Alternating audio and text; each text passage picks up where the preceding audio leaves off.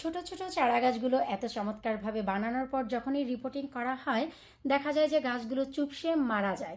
আশা রাখছি আজকের এই ভিডিও দেখার পর আপনাদের কারো চারা গাছ রিপোর্টিং করার পর মারা যাবে না। আজকের ভিডিওর বিষয়বস্তু তাই থাকছে। হ্যালো এভরিওয়ান, আসসালামু আলাইকুম। কেমন আছেন আপনারা সবাই? আশা করি সবাই ভালো আছেন। আলহামদুলিল্লাহ আমিও অনেক ভালো আছি। আপনারা টাইটেলের থাম্বনেলটি দেখেই বুঝে গেছেন আজকের ভিডিওর বিষয়বস্তু কি। জি হ্যাঁ, অনেকেই আছে এত কষ্ট করে চারা বানানোর পর যখনই রিপোর্টিং করছেন তখনই গাছগুলো চুপসে যাচ্ছে আর মরে যাচ্ছে। তার কারণ কি? সব কিছুর উত্তর থাকছে আজকের এই ভিডিওতে।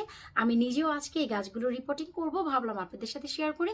আপনারা যারা রেগুলার আমার চ্যানেলে ভিডিও দেখেন তারা সবাই জানেন এবছর আমি বেশিরভাগ গাছই কিন্তু সিডিং সেলে করেছি। সিডিং সেলে যে ট্রেগুলো থাকে সেখানে করেছি। কিন্তু ওই যে কথায় আছে না, শখ শখ বেশি শখের চোটে রে ভাই, ছোট্ট একটি বেরিজের পটে আমি অনেকগুলো বেগুনের চারা দিয়ে দিয়েছি। আর এই যে দেখুন এতগুলো বেগুন গাছ হয়ে গেছে। এখন আপনারাই বলুন, বাচ্চা কাচ্চা কানা হোক, ল্যাংড়া হোক, লুলা হোক, একটি হোক, 10টি হোক, সবার জন্যই তো মায়া লাগে। এখন সিডিং ট্রেগুলো এত চমৎকার হয়েছে, তাই বলে কি আমি এগুলোকে ফেলে দিব? এগুলোকে আমি সর্ট আউট করবো না? সেটা কি হয়? আপনারাই বলুন। আমি জানি যে সিডিং ট্রের গাছগুলো খুবই চমৎকারভাবে বাড়ে আর সেগুলোকে রিপোর্টিং করতে বা ট্রান্সফার করতে একেবারেই কষ্ট হয় না, কারণ এগুলো এক একটি গাছ এক একটি বক্সে থাকে, তাই ইজি হয়। আর তাছাড়া আরও বেশি ইজি হয়ে যায় যদি আপনারা ঠিক এইরকম বায়োডিগ্রেডেবল ব্যাগের ভিতরে রেখে দেন। এটি ধরেই সরাসরি মাটির নিচে রাখা যায়। সো ওই যে দেখুন কত চমৎকারভাবে শিকড় বের হয়ে গেছে। ওই যে শুধু আপনারা এই যে এই ব্যাগটি ধরেই সরাসরি মাটি অথবা পটে দিলে পটে দিয়ে দিতে পারবেন। তারপরেও যারা শখ করে আমার মতন একটানা একসাথে অনেক চারা করে ফেলেছেন সেগুলো তো ভাই রিপোর্টিং করাই লাগবে।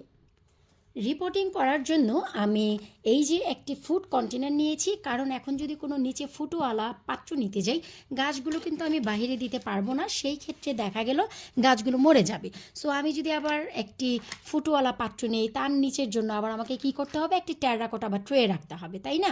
সো আমি চাচ্ছি না। এটি হচ্ছে আমার ফুড কন্টেনার, একেবারে নিউ। আমি এখানে ব্যবহার করে যখন আবার ফাইনাল ট্রান্সফার করব এই বক্সটি আমি আবারও কাজে লাগাবো, ফেলে দিব না। আর এটি হচ্ছে আমার নিজস্ব প্রসেস করা মাটি।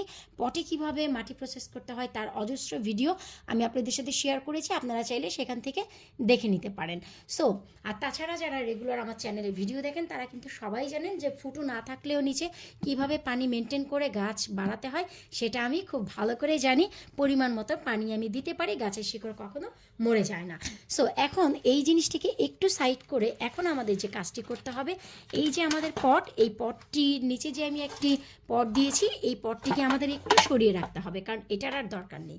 আর এই যে গাছগুলো দেখতে পাচ্ছেন, এই যে দেখুন এই সবগুলো গাছ যদি আপনারা একটু ধরেন, এই যে আলহামদুলিল্লাহ, এই যে দেখুন আপনার গাছগুলো কিন্তু সব বের হয়ে যাচ্ছে। তো এই যে নিচের দিকে যে আপনার একটি ফয়েল পেপার আছে, এই ফয়েল পেপারটা আপনি তুলে ফেলুন। এই যে দেখুন এটার আর এখন কোনো দরকার নেই। এই যে এই বক্সের নিচে যেহেতু ফুটো ছিল, এই যে ফুটো ছিল তাই আমি এই ফয়েল পেপার দিয়েছিলাম। এই যে দেখুন, এই যে আপনার সবগুলো তুলে নিতে পারেন। এই যে দেখুন গাছগুলো যদি হেলদি হয় তাহলে কিন্তু খুব চমৎকারভাবে আপনার শিকড় থেকে উঠে আসবে এই যে সব কিছু। সো আপনি যেহেতু মাটির কাজ করবেন হাতে অবশ্যই গ্লোভস পরে নেবেন। ভাই আমি ময়শ্চারাইজার দিয়ে নিয়েছি, আমি গ্লোভস পরিনি। সো এবার আমাদের যে কাজটি করতে হবে, এখন এই গাছগুলোকে আমাদের একটু সেপারেট করে নিতে হবে। যেহেতু গাছগুলো ঘরে ছিল আর ঘরেই আমরা পানি টানি দিই, তাই মাটি যেহেতু ডাম্প থাকে, সো সেই হিসাবে কিন্তু আপনার পিঁপড়া হওয়াটা স্বাভাবিক। আর এই পিঁপড়াগুলো কোনো ক্ষতিকর পিঁপড়া না, এগুলো হচ্ছে নর্মাল আপনার উড়ন্ত যে পিঁপড়া সেইগুলো। তাহলে এই যে দেখুন শুরুতেই কিন্তু আমি সবগুলো গাছ একটু সেপারেট করে নিচ্ছি। এই যে দেখুন এগুলো কোনো ক্ষতি হবে না, আপনি চমৎকারভাবে ঠিক এভাবে এই যে দেখুন সেপারেট করে নিতে পারবেন। এই যে খুবই ইজি সেপারেট করে নেয়া। এই যে দেখুন আলহামদুলিল্লাহ আমার সবগুলো গাছ কিন্তু সেপারেট করা হয়ে গেছে।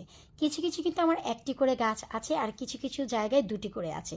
তার কারণটি আমি গাছ লাগাতে লাগাতে অবশ্যই আপনাদের এক্সপ্লেন করব। এখন থেকে নিয়ে আমি যেই পদ্ধতিটি ফলো করছি সেই পদ্ধতিটি আপনাদেরও ফলো করতে হবে। এই যে দেখুন এখানে কিন্তু দুটি চারা আমি সেপারেট করিনি, তার কারণ কি জানেন? অনেক সময় হয় না যে অনেকে আপনার কাছে চারা চায়, তখন আপনি কি করবেন, এখান থেকে মাটি কেটে এই দুটি চারা একসাথে দিয়ে দিবেন।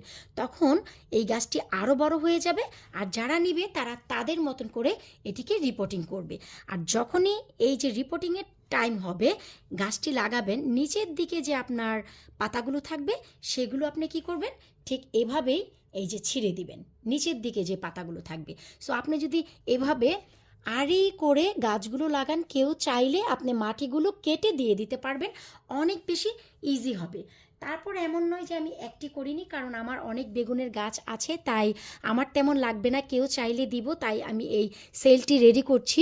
এই যে দেখুন, সো একটি করেও কিন্তু আমি এই যে দেখুন বসাচ্ছি। এই যে এগুলো খুবই ইজি, আপনারা শিকড় সহ এই যে এখানে দিয়ে দিবেন, আর নিচের দিকে যে ছোট দুটি পাতা আছে সেগুলি কি করবেন আপনারা এভাবে করে আলতো করে প্রেস করে দিবেন। এই যে দেখুন, ঠিক এভাবেই সবগুলো গাছ আমি এই ট্রেতে এখন বসিয়ে নিচ্ছি। আলহামদুলিল্লাহ, দেখতেই পাচ্ছেন সবগুলো বেগুনের চারা কিন্তু আমি রিপোর্টিং করে নিয়েছি। কিছু কিছু আমি দুটি দুটি করে একসাথে লাগিয়েছি, কেউ চাইলে সরাসরি তুলে যেন দেয়া যায়। আর এই যে আমি দেখাচ্ছি এমন নয়, সবগুলোই আমি দুটি দুটি লাগিয়েছি। এই যে দেখুন এখানে একটি, এখানে একটি, এই পাশে একটি, আবার এই যে মাঝখানে বা সাইড থেকে দেখুন আমি কিন্তু একটি একটিও লাগিয়েছি। আর নিচে যে পাতাগুলো আছে যেমন কি বলেছিলাম, সেই পাতাগুলো কিন্তু আমি সব ফেলে দিয়েছি। এই যে দেখুন নিচে যে পাতাগুলো আছে, এই যে দেখুন নিচের পাতাগুলো সব ফেলে দিয়েছি। আর এই যে আমি অনেক ফাঁকা ফাঁকা করে লাগিয়েছি, ওই যে আপনারা দেখলেই বুঝতে পারবেন। এখন হচ্ছে আমি আরও একটু কাছ থেকে দেখাচ্ছি, এতে আপনাদের অনেক বেশি ইজি হবে। এই যে দেখুন এই যে কতটা আমি জায়গা রেখেছি, এই যে যেহেতু পাতাগুলো আছে তাই বোঝা যাচ্ছে না। ওই যে দেখুন, সো এতটাই সেপারেট করে লাগাতে হবে যেহেতু নতুন আপনারা গাছটি লাগাতে যাচ্ছেন। এবার আসুন বলে দিচ্ছি কেন গাছ রিপোর্টিং করার পর গাছটি মরে যায়, নেতিয়ে যায়। তার কারণ হচ্ছে আপনি যে বাচ্চাটিকে যেই ঘরে জন্ম দিয়ে বড় করেছেন, তারপর হঠাৎ করে নার্সারিতে পাঠিয়েছেন, তার মানে কি সে তো স্ট্রেসে যাবেই। এই গাছগুলোকে শুধু এই গাছ না, যে কোনো গাছ রিপোর্টিং করার পর ফার্স্ট যে ওদের একটি স্টেপ সেটি হচ্ছে স্ট্রেসে চলে যাওয়া। সেই স্ট্রেসটি দূর করার জন্য মোস্ট ইম্পর্ট্যান্ট একটি খাদ্য আছে, আর তা কি, সেটি হচ্ছে অ্যাপসম সল্ট। এখানে আমি 1 লিটার পানিতে 1 চা চামচ অ্যাপসম সল্ট নিয়ে নিয়েছি, ভালো করে গুলিয়ে নিয়েছি। এখন এই অ্যাপসম সল্ট আমি কি করব, সমস্ত গাছে দিয়ে দিব। এই যে এভাবে করে, এই যে একটু দেখুন, যেহেতু গাছ আমি রিপোর্টিং করেছি আমি তো এমনিতেও পানি দিব, সো এভাবে করে আমি দিয়ে দিব। এমন নয় যে পানিটি দিয়ে নেতিয়ে দিব আমি মাটি, জাস্ট মাটি যেন ময়েস্ট হয় সেদিকে আপনাকে লক্ষ্য রাখতে হবে। ব্যাস, আপনাদের গাছে যখনই অ্যাপসম সল্টটি দেওয়া হয়ে যাবে, তারপর আপনাদের মূল এবং প্রধান যে কাজ তা হচ্ছে আমি যে গাছগুলো কনজারভেটরিতে রাখি তাপে, এখানে আর রাখা যাবে না। এখন এই পটটি রাখতে হবে, তাপ আছে কিন্তু কোনো রৌদ্র নেই, তার মানে হচ্ছে আলো আছে কিন্তু কোনো তাপ নেই, সেই জায়গায় রাখতে হবে। সো আমি এই পটটি ধরে রেখে দিব আমার কিচেনে অ্যাটলিস্ট 3 থেকে 4 দিন, যতদিন না পর্যন্ত এই 3 থেকে 4 দিনে এই যে গাছের শিকড় অলমোস্ট মাটি ক্যাচ করে ফেলবে, আর তখন আপনি আবার এই পটটি ধরে আনতে পারবেন এই কনজারভেটরিতে। মনে রাখতে হবে গাছ রিপোর্টিং করার পর কখনোই কোনো তাপ জায়গায় রাখতে পারবেন না। আলো থাকবে কিন্তু তাপ থাকবে না, তেমন জায়গায় রাখতে হবে আপনার এই পটটি।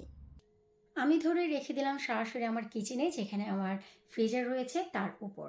সো এখানে কিন্তু আলো আছে কিন্তু কোনো তাপ নেই, সুন্দর কুল এরিয়া। আশা রাখছি এই গাছগুলো চমৎকারভাবে বাড়তে পারবে।